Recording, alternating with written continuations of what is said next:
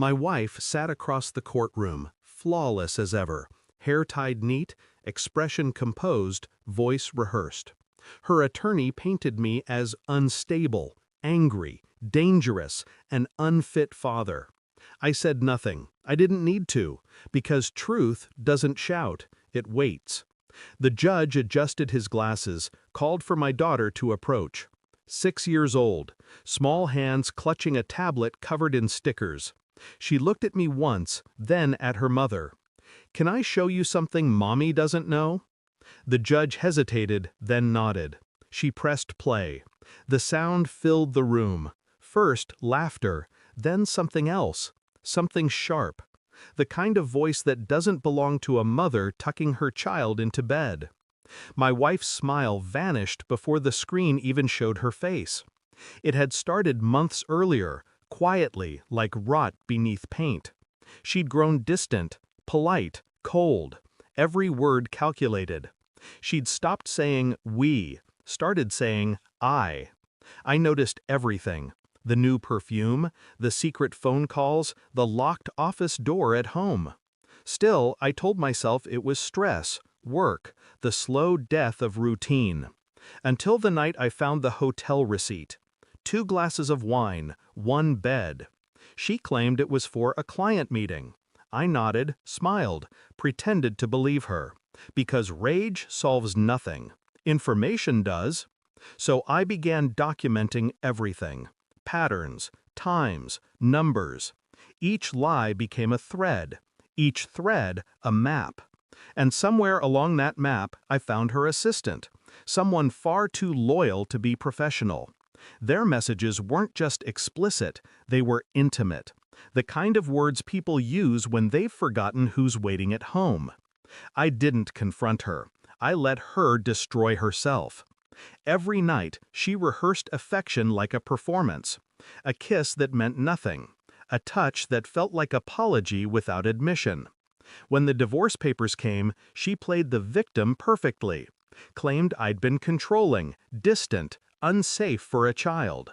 She underestimated how well I understood control. I'd already backed up her messages. Downloaded the videos she forgot to delete. One, in particular, made my hands tremble. Not from shock, but recognition. My daughter's voice. In the background. She'd filmed by accident, hidden under a blanket while her mother whispered to another man on the phone. "He'll never know. He's too weak to fight me." That's when I knew what had to happen. Not revenge, retribution through exposure. So I said nothing. Let her believe she'd won. Let her drag me to court, confident, radiant, untouchable. And I waited. Because truth, when timed correctly, is a weapon sharper than any blade. When the video played, the room fell silent. Her voice, cold, cruel, mocking, filled the air like static. "He's pathetic, you know. I can make him look like a monster, and the court will believe me." The camera shifted. Her face came into view, laughing, holding a wine glass. And beside her, the man she'd sworn was just a coworker. The judge's gavel hit once, twice, to silence the gasps. My wife's composure shattered. She turned to me, eyes wide, voice cracking. You planned this?" I didn't answer. I only looked at my daughter.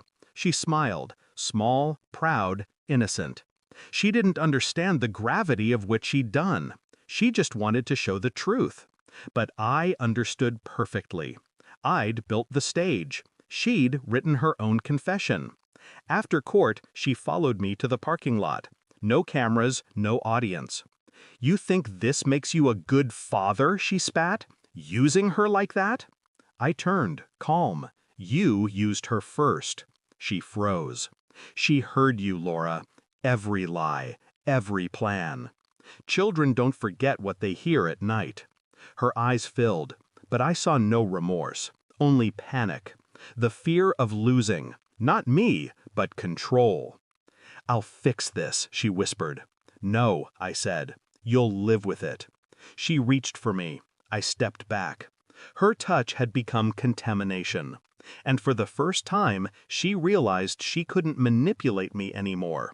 Not through guilt, not through love. I got full custody. She lost everything she used to define herself. Her image, her story, her power. People whispered. Friends disappeared. The man she'd betrayed me for vanished before the ink on the verdict dried. I never celebrated. I didn't need to.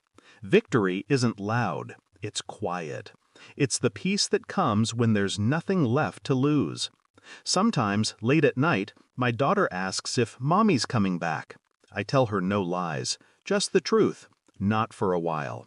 She nods, half asleep, trusting me. That trust is my penance and my proof. When I turn off the light, I glance at her tablet resting on the desk. The screen's cracked now, but I keep it charged. Not as evidence, as reminder. Because the night she pressed play, she didn't just save me. She ended the illusion we'd all been living under. She thought the courtroom was her stage. She didn't realize our daughter was holding the spotlight. Thanks for watching. Don't forget to like, share, and comment. Subscribe now to Cheating Stories Insight World for more amazing stories.